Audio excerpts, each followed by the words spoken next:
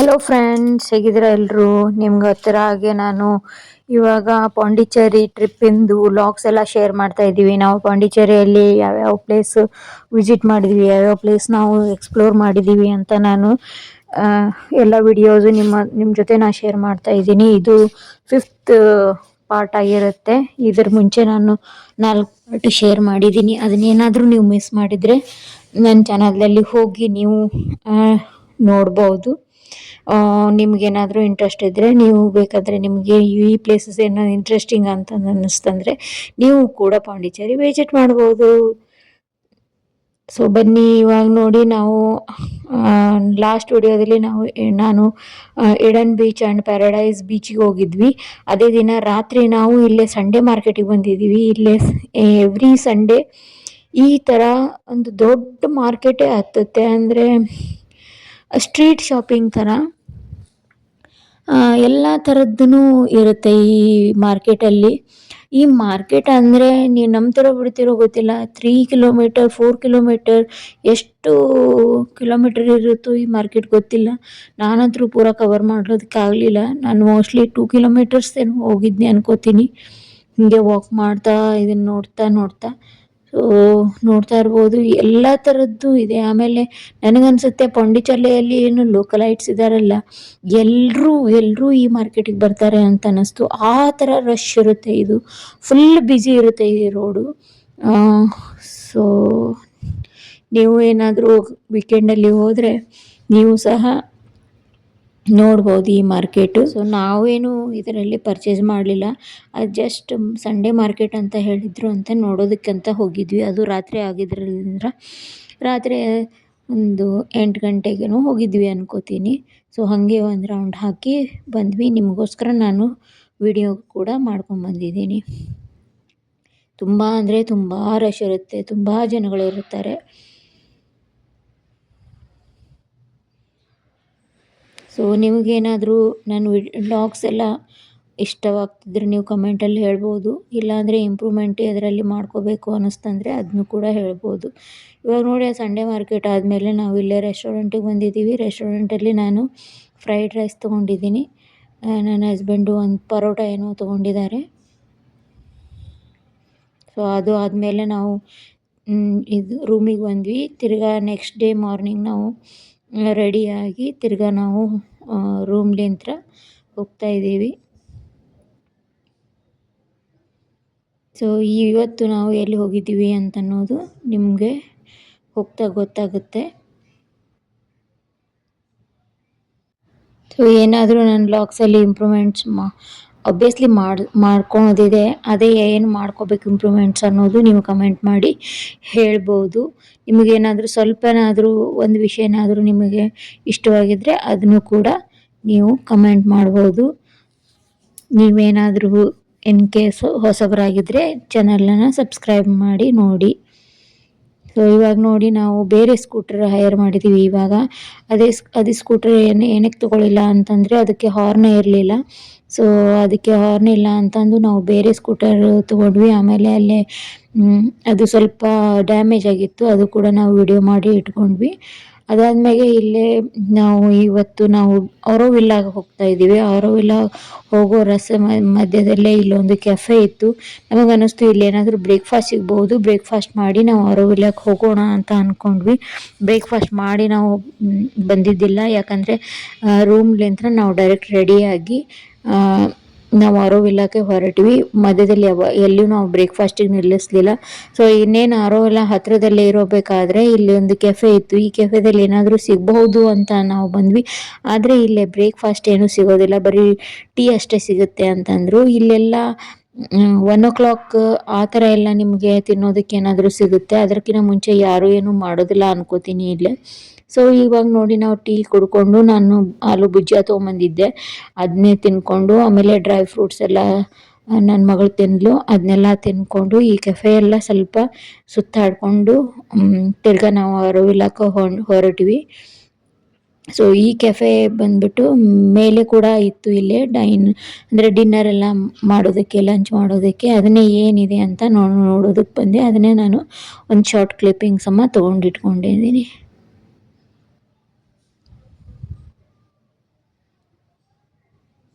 So ಇಲ್ಲೇ ಬ್ರೇಕ್ಫಾಸ್ಟಿಗೆ ಏನು available ಇದ್ದಿದ್ದಿಲ್ಲ, ಅಂದರೆ ಬ್ರೇಕ್ಫಾಸ್ಟ್ ಐಟಮ್ಸ್ ಏನಿದೆ ಅಲ್ಲ ಅದೇ ಅಂದರೆ ಲಂಚ್ ಟೈಮಲ್ಲಿ ಅವೈಲೇಬಲ್ ಇರುತ್ತೆ ಅಂತಂದರು. ಸೊ ಏನು ಮಾಡೋದು, ಬ್ರೇಕ್ಫಾಸ್ಟ್ ಏನು ಮಾಡಲಾರ್ದೆ ನಾವು ಹಾಗೆ ತಿರ್ಗಾ ನಾವು ಆರೋವಿಲ್ಲ ಕಡೆ ಹೊರಟ್ವಿ. ಆರೋವಿಲ್ಲ ಅಂದರೆ ತುಂಬ ದೊಡ್ಡ ಜಾಗ, ತುಂಬ ಅಂದರೆ ತುಂಬಾ ದೊಡ್ಡ ಜಾಗ. ಆಮೇಲೆ ಫಾರೆಸ್ಟಲ್ಲಿದೆ, ನೀವು ಎಷ್ಟು ನಡೆದ್ರೂ ಆ ಫಾರೆಸ್ಟಲ್ಲೇ ಏನು ನೋಡಬೇಕಂದ್ರೂ ನೀವು ಫಾರೆಸ್ಟಲ್ಲೇ ನಡ್ಕೊಂಡು ಹೋಗಬೇಕು. ಆರೋವಿಲ್ಲ ಅಂದರೆ ಆರೋವಿಲ್ಲದಲ್ಲಿ ಏನಿದೆ ಇವಾಗ ಅಂದರೆ ವಿಸಿಟರ್ಸ್ ಪ್ಲೇಸಿಗೆ ಹೋಗ್ತಾ ಇದ್ದೀವಿ, ವಿಸಿಟಿಂಗ್ ಸೆಂಟರಿಗೆ. ವಿಸಿಟಿಂಗ್ ಸೆಂಟರ್ಲಿಂದ ನಾವು ಮಾತೃ ಮಂದಿರಕ್ಕೆ ಹೋಗ್ತೀವಿ.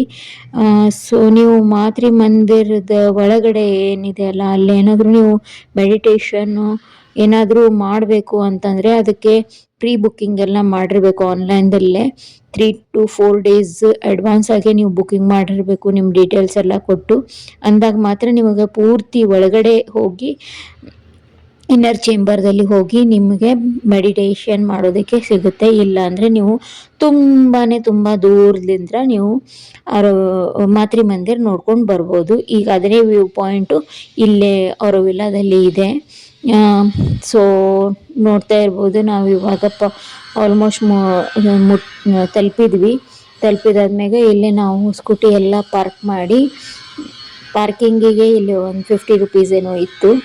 ಸೊ 2 ವೀಲರ್ ಪಾರ್ಕಿಂಗು ನಾವಲ್ಲೇ ಪಾರ್ಕ್ ಮಾಡಿ ಇಲ್ಲೇ ವಾಕ್ ಮಾಡ್ತಾ ನಾವು ಒಳಗಡೆ ಹೊರಟಿದ್ದೀವಿ. ಇಲ್ಲೇ ವಾಶ್ರೂಮ್ಸಿಂದ ವ್ಯವಸ್ಥೆ ತುಂಬ ಚೆನ್ನಾಗಿ ಮಾಡಿದ್ದಾರೆ. ಎಲ್ಲಿ ಬೇಕಂದರೆ ಅಲ್ಲೇ ವಾಶ್ರೂಮ್ಸ್ ಇದೆ, ನೀರಿನ ಕುಡಿಯೋ ವ್ಯವಸ್ಥೆ ಮಾಡಿದ್ದಾರೆ. ಸೊ ಅದಕ್ಕೇನು ತೊಂದರೆ ಇಲ್ಲ. ನಿಮಗೆ ಮುಂದೆ ಹೇಳ್ತೀನಿ ನಾನು ಇದು ವರ್ತ್ ಆರೋವಿಲ್ಲಕ್ಕೆ ಹೋಗೋದು ಅಂತ ಅನ್ನೋ ಬಗ್ಗೆ. ನಿಮಗೇನಾದರೂ ಜಾಸ್ತಿ ಟೈಮ್ ಇತ್ತು ಅಂದರೆ ನೀವು ಹೋಗ್ಬೋದು. ಸೊ ಇಲ್ಲ ನಮಗೆ ಟೈಮ್ ಸಿಗಲಿಲ್ಲ ಅಂತಂದರೆ ನೀವು ಇದು ಸ್ಕಿಪ್ ಮಾಡಬಹುದು ಅಂತ ನನಗೆ ಅನಿಸುತ್ತೆ. ಸೊ ಇಲ್ಲೇ ನೀವು ಏನಾದರೂ ಇಂಟ್ರೆಸ್ಟೆಡ್ ಇದ್ದರೆ ಮೆಡಿಟೇಷನ್ದು ಆ ಥರದ್ರಲ್ಲಿ ನಿಮಗೇನಾದರೂ ಇಂಟ್ರೆಸ್ಟ್ ಇದ್ದರೆ ನೀವು ಖಂಡಿತವಾಗಿ ಇದನ್ನು ವಿಸಿಟ್ ಮಾಡಿ. ಸೊ ಇದು ವಿಸಿಟಿಂಗ್ ಸೆಂಟರ್ ಆಗಿರುತ್ತೆ, ಇಲ್ಲಿ ಎಲ್ಲ ಫ್ರೀಯಾಗಿ ಇರುತ್ತೆ. ಆಮೇಲೆ ನೀವು ಮಾತೃ ಮಂದಿರ ಇನ್ನರ್ ಚೇಂಬರಿಗೆ ಹೋಗ್ಬೇಕಂದ್ರೆ ಸ್ಪೆಸಿಫಿಕ್ ಟೈಮಿಂಗ್ಸ್ ಎಲ್ಲ ಇದೆ. ಅಲ್ಲಿ ಅಂದರೆ 8 o'clock ಏನೋ ಇದೆ ಅನ್ಕೋತೀನಿ. ಆವಾಗಲೇ ನೀವು ರೆಡಿಯಾಗಿ ರೀಚ್ ಆಗಿರಬೇಕು. ಆಮೇಲೆ ಸಿಂಗಲ್ ಪರ್ಸನಿಗೆ ಅಷ್ಟೇ ಇದೆ ಅಂತ ನನಗೆ ಗೊತ್ತಾಯಿತು. ಅಂದರೆ ಒಬ್ಬರೇ ಅಲೌ ಇದೆ, ಗ್ರೂಪಲ್ಲಿ ಮೆಡಿಟೇಷನ್ ಮಾಡೋದಕ್ಕೆ ಅಲೌ ಇಲ್ಲ ಅಲ್ಲೇ. ಸೊ ಗೊತ್ತಿಲ್ಲ ನನಗೆ ಯಾವ ಥರ ಇರುತ್ತೆ ಏನು ಅಂತ. ಅದ್ರ ಬಗ್ಗೆ ನಿಮ್ಮ ವೆಬ್ಸೈಟಲ್ಲಿ ಸಿಗುತ್ತೆ ನಿಮಗೆ ಅದರ ಡೀಟೇಲ್ಸ್ ಎಲ್ಲ. ಸೊ ನೋಡಿ ನಾವೀಗ ವಿಸಿಟಿಂಗ್ ಸೆಂಟರಿಗೆ ಬಂದಿದ್ದೀವಿ. ಇಲ್ಲೆಲ್ಲ ನಾವು ಒಂದು ಆಡಿಟೋರಿಯಂ ಇದೆ, ಅದರ ಬಗ್ಗೆ ಎಲ್ಲ ನಿಮಗೆ ಡೀಟೇಲ್ ಆಗಿ ಹೇಳ್ತಾರೆ. ಅದನ್ನು ಕೂಡ ನಾನು ರೆಕಾರ್ಡ್ ಮಾಡಿದ್ದೀನಿ ನಿಮಗೋಸ್ಕರ, ಅದನ್ನು ನಾನು ಆ್ಯಡ್ ಮಾಡೋದಕ್ಕೆ ಟ್ರೈ ಮಾಡ್ತೀನಿ. ಸೊ ಅಂದರೆ ಇನ್ನರ್ ಚೇಂಬರ್ ಹೆಂಗಿದೆ, ಒಳಗಡೆ ಏನಿದೆ, ಮಾತೃ ಮಂದಿರದ ಒಳಗಡೆ ಹೊರಗಡೆ ಅಂತೂ ಗೋಲ್ಡನ್ ಸ್ಪಿಯರ್ ಕಾಣಿಸುತ್ತೆ, ಒಳಗಡೆ ಹೆಂಗಿದೆ ಏನು ಅಂತ ಅದನ್ನೆಲ್ಲ ಡೀಟೇಲಾಗಿ ಹೇಳಿದ್ದಾರೆ. ಆಮೇಲೆ ಇದು ಏನು ಗೊತ್ತಾ, ಆರೋವಿಲ್ಲ ಅಂದರೆ ಯಾವುದೋ ಜಾತಿ ಧರ್ಮ ಭೇದ ಭಾವ ಇಲ್ಲ, ಆ ಥರ ಏನೋ ಬಿಂಬಿಸೋದಕ್ಕೆ ಇದನ್ನು ಮಾಡಿದ್ದಾರೆ ಇಲ್ಲೇ. ಆಮೇಲೆ ಇಲ್ಲೆಲ್ಲ ಸ್ವಲ್ಪ ಲಿಟ್ರೇಚರ್ ಎಲ್ಲ ಇದೆ. ಇಲ್ಲೇ ಆರಾಮಾಗಿ ನೀವು ಓದ್ಕೋಬೋದು, ತಿಳ್ಕೊಬೋದು. ನಿಮಗೇನಾದರೂ ಆರೋವಿಲ್ಲ ಬಗ್ಗೆ ಗೊತ್ತಿಲ್ಲ ಅಂದರೆ ಇದನ್ನೆಲ್ಲ ಲಿಟ್ರೇಚರ್ ಓದಿದರೆ ನಿಮಗೆಲ್ಲ ಅಂದರೆ ಎಲ್ಲ ಗೊತ್ತಾಗುತ್ತೆ. ಸೊ ನೋಡಿ, ನೀವು ಇವಾಗ ಏನಾದರೂ ಓದಬೇಕಂದ್ರೆ ಪಾಸ್ ಮಾಡಿ ಓದ್ಬೋದು. ನಾನು ಎಲ್ಲನೂ ಕ್ಯಾಪ್ಚರ್ ಮಾಡಿದ್ದೀನಿ. ಸೊ ಆಡಿಟೋರಿಯಂ ಎಲ್ಲ ಮುಗಿಸ್ಕೊಂಡು ನಾವು ಇದನ್ನೆಲ್ಲ ಸ್ವಲ್ಪ ಓದಿಕೊಂಡು ನಾವು ಮುಂದೆ ಹೊರಟ್ವಿ. ಸೊ ಇಲ್ಲಿ ಒಂದು ಮಾಡೆಲ್ ಆಗಿ ಮಾತೃ ಮಂದಿರದ್ದು ಒಂದು ಮಾಡೆಲ್ ಕೂಡ ಮಾಡಿಟ್ಟಿದ್ದಾರೆ. ಅಂದರೆ ಇನ್ನರ್ ಚೇಂಬರ್ ಹೆಂಗಿರುತ್ತೆ, ಏನಿದೆ ಏನಿಲ್ಲ ಅಂತನ್ನೋದು, ಅದನ್ನು ನಾನು ಈ ವಿಡಿಯೋದಲ್ಲಿ ಆ್ಯಡ್ ಮಾಡಿದ್ದೀನಿ, ನೋಡ್ಬೋದು ನೀವು. ಇದು ಮಾತೃ ಮಂದಿರ ಏನಿದೆ ಅಲ್ಲ, 1971ರಲ್ಲಿ ಇದು ಸ್ಥಾಪನೆ ಆಯಿತು. ಆಮೇಲೆ ಇದು ಒಂದು ಮೆಡಿಟೇಷನ್ ಮಾಡೋದಕ್ಕೆ ತುಂಬ ಏಕಾಗ್ರತೆ ಬರುತ್ತೆ ಒಳಗಡೆ ಹೋದರೆ. ಆ ಥರ ಇದು ಇನ್ನರ್ ಚೇಂಬರ್ ಏನಿದೆ ನಿರ್ಮಾಣ ಮಾಡಿದ್ದಾರೆ. ಅದಕ್ಕೋಸ್ಕರ ಇಡೀ ಜಗತ್ತಿನಲ್ಲಿರೋರೆಲ್ಲರೂ ಇಲ್ಲೇ ಬರ್ತಾರಂತೆ. ಆಮೇಲೆ ಇದು ಏನಿದೆ ಯಾವುದೇ ಜಾತಿ ಭೇದ ಭಾವ ಏನೂ ಇಲ್ಲ, ಎಲ್ಲ ಜಾತಿಯವ್ರಿಗೂ ಬರ್ಬೋದು ಇಲ್ಲೇ. ಅದರದ್ದೇನು ರಿಸ್ಟ್ರಿಕ್ಷನ್ಸ್ ಇಲ್ಲ. ಯಾವುದೇ ಜಾತಿ ಆಮೇಲೆ ಧರ್ಮ ಇದನ್ನೇನೂ ಇಲ್ಲಿ ಅನ್ವಯಿಸೋದಿಲ್ಲ. ಆಮೇಲೆ ಇದು ವ್ಯೂ ಪಾಯಿಂಟ್ ನೋಡಬೇಕಾದ್ರೂ ಇದು ಫ್ರೀ ಇದೆ. ಆಮೇಲೆ ನೀವು ಒಳಗಡೆ ಬುಕ್ ಮಾಡ್ಕೊಂಡು ಒಳಗಡೆ ಅಂದರೆ 1 ವೀಕ್ ಆಗೋ ನೀವು ಆನ್ಲೈನ್ದಲ್ಲಿ ಬುಕ್ ಮಾಡಬೇಕು ನಿಮ್ಮ ಡೀಟೇಲ್ಸ್ ಎಲ್ಲ ಕೊಟ್ಟು. ಆವಾಗ ನಿಮಗೆ ಒಳಗಡೆ ಹೋಗಿ ಧ್ಯಾನ ಮಾಡೋದಕ್ಕೂ ನಿಮಗೆ ಫ್ರೀ ಆಗಿಯೇ ಸಿಗುತ್ತೆ. ಸೊ ಇದು ಯಾರ ತತ್ವದ ಮೇಲೆ ನಿರ್ಮಾಣವಾಗಿದೆ ಅಂದರೆ ನಿಮಗೆಲ್ಲರಿಗೂ ಗೊತ್ತಿರೋ ಹಾಗೆ ಶ್ರೀ ಅರಬಿಂದೋ ಅವ್ರದ್ದು ತತ್ವಜ್ಞಾನ, ಆಮೇಲೆ ಮದರ್ ಮೀರಾ ಅವ್ರದ್ದು ತತ್ವಜ್ಞಾನದ ಮೇಲೆ ಆಧಾರದ ಮೇಲೆ ಇದನ್ನು ಕಟ್ಟಲಾಗಿದೆ. ಸೊ ನಾನು ಹೇಳಿದ್ನಲ್ಲ ನಿಮಗೆ ಮಾಡೆಲ್ ಎಲ್ಲ ಮಾಡಿಟ್ಟಿದ್ದಾರೆ ಅಂತ, ಇದೇ ಅದು ಮಾಡಲು. ಸೊ ಇದರಲ್ಲಿ ಸೆಕ್ಷನ್ ಮಾಡಿ ನಿಮಗೆ ತೋರಿಸಿದ್ದಾರೆ. ಹೊರಗ್ಲಿಂತ್ರ ಹೆಂಗೆ ಕಾಣಿಸುತ್ತೆ, ಅದು ಒಳಗ್ಲಿಂತ್ರ ಹೆಂಗಿದೆ ಅಂತ. ಸೊ ಹೊರಗ್ಲಿಂತ್ರ ಈ ಥರ ಗೋಲ್ಡನ್ ಸ್ಪೇರ್ ಕಾಣಿಸುತ್ತೆ. ಒಳಗಡೆ ಹೋದರೆ ಈ ಥರ ಎಲ್ಲ ಸ್ಟೆಪ್ಸ್ ಎಲ್ಲ ಇದೆ ಅಲ್ಲಿ.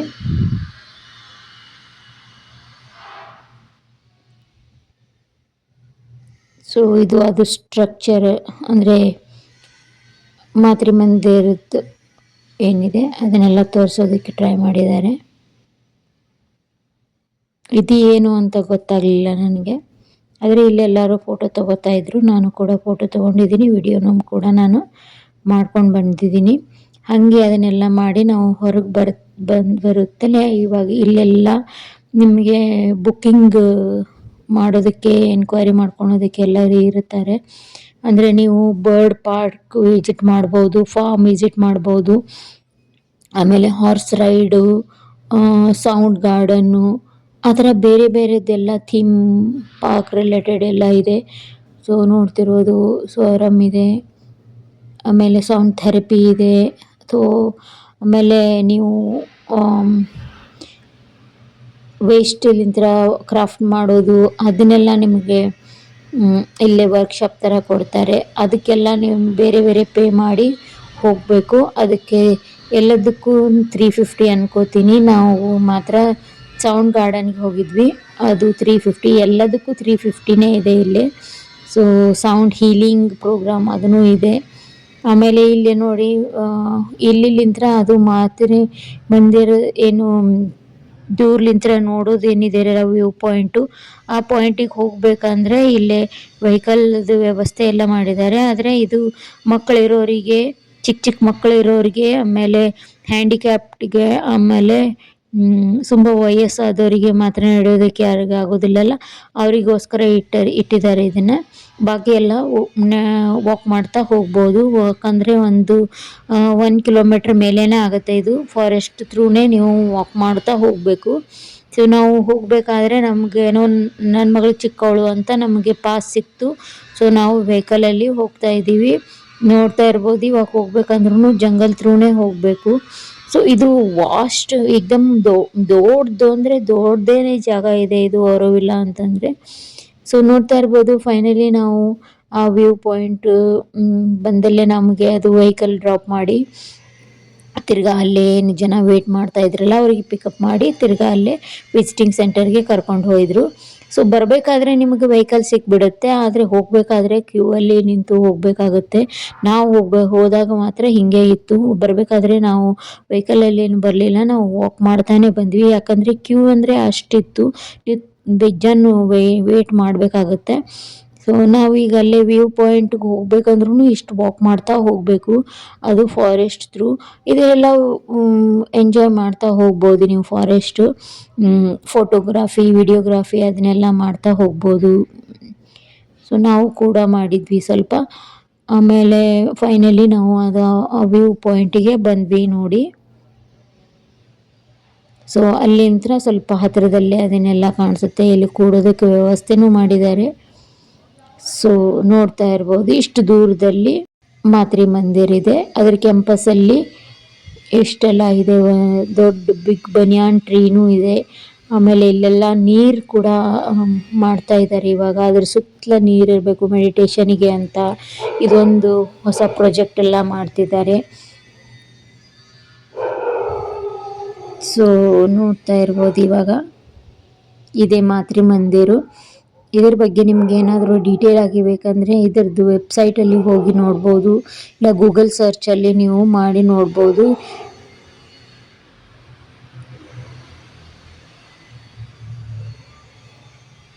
ಅದನ್ನ ನೋಡಿಕೊಂಡು ನಾವು ತಿರ್ಗಾ ವಾಪಸ್ ಬಂದ್ವಿ. ಸೊ ಇಲ್ಲಿ ನೋಡಿ ಗಿಡಗಳು ಮಾತ್ರ ಹೆಂಗೆ ಬೇಕಂಗೆ ಬೆಳೆದಿದ್ದಾವೆ, ನೋಡ್ತಾ ಇರ್ಬೋದು. ಅದ್ರದ್ದು ನಾನು ಸ್ವಲ್ಪ ವಿಡಿಯೋ ಮಾಡ್ಕೊಂಡು ಆಮೇಲೆ ನಾ ಹೇಳಿದ್ನಲ್ಲ ನಿಮಗೆ, ಬರಬೇಕಾದ್ರೆ ನಾವು ವಾಕ್ ಮಾಡ್ತಾ ಬಂದ್ವಿ ಜಂಗಲ್ ಥ್ರೂ. ಸೊ ಆವಾಗಲೇ ನಾನು ಸ್ವಲ್ಪ ವಿಡಿಯೋನು ಮಾಡ್ಕೊಂಡು ಬಂದಿದ್ದೀನಿ ಅಲ್ಲಿದು. ಸೊ ಫೈನಲಿ ನಾವು ಅಲ್ಲಿಂದ ಹೊರಗಡೆ ಬಂದ್ವಿ. ಹೊರಗಡೆ ಬಂದ್ಮ್ಯಾಗೂ ಇಲ್ಲೇ ಇದು ಬಟ್ಟೆ ಶಾಪಿಂಗ್ ಎಲ್ಲ ಮಾಡ್ಬೋದು ನೀವು. ಅದರದ್ದು ಒಂದು ಶಾಪ್ ಇತ್ತು. ಅದಾದ್ಮ್ಯಾಗ ನಿಮ್ಗೆ ತಿನ್ನೋದಕ್ಕೆ ರೆಸ್ಟೋರೆಂಟ್ಸ್ ತುಂಬ ಅಂದರೆ ತುಂಬ ಇದೆ ಇಲ್ಲೇ. ಸೊ ಇಲ್ಲಿನೂ ನಾವು ಊಟ ಮಾಡಿದ್ವಿ, ಅಷ್ಟೊಂದೇನು ಖಾಸ್ ಅನ್ನಿಸ್ಲಿಲ್ಲ ನಮಗೆ. ಇವಾಗ ನೋಡಿ ಇದೇನು ಲಿಸ್ಟ್ ತೋರಿಸ್ತಾ ಇದ್ದೀನಲ್ಲ, ಇದು ಯಾವುದು ಅವೈಲೇಬಲ್ ಇದ್ದಿದ್ದಿಲ್ಲ ನಾವು ಹೋದ ಟೈಮಲ್ಲಿ. 12:30 ಆಲ್ಮೋಸ್ಟ್ ಆಗಿತ್ತು. ಆಮೇಲೆ ಬೇರೆ ಕಡೆ ಹೋದ್ವಿ. ಬೇರೆ ಕಡೆ ಹೋಗಿದ್ದಾಗೂ ನಮಗೆ ಇಲ್ಲಿ ನೋಡಿ ಅದು ಫ್ರೆಂಚ್ ಆಮ್ಲೆಟ್ ತೊಗೊಂಡಿದ್ದಾರೆ. ಆಮೇಲೆ ಇದು ನಾನು ಪರೋಟ ಆಮೇಲೆ ಪನ್ನೀರ್ ಭಾಜಿ ಏನೋ ತೊಗೊಂಡಂಗಾಯಿತು. ಆದರೆ ಅಷ್ಟೊಂದು ಟೇಸ್ಟ್ ವೈಸ್ ಸರಿ ಇರಲಿಲ್ಲ, ದುಡ್ಡು ಮಾತ್ರ ಜಾಸ್ತಿ ಇತ್ತು. ನಾನು ನಿಮ್ಗೆ ಸಿಗ್ತೀನಿ ನೆಕ್ಸ್ಟ್ ವ್ಲಾಗ್ದಲ್ಲಿ. ನಾವು ನೆಕ್ಸ್ಟ್ ಎಲ್ಲಿಗೆ ಹೋದ್ವಿ ಅನ್ನೋದು ಹೇಳ್ತೀನಿ. ಬೈ.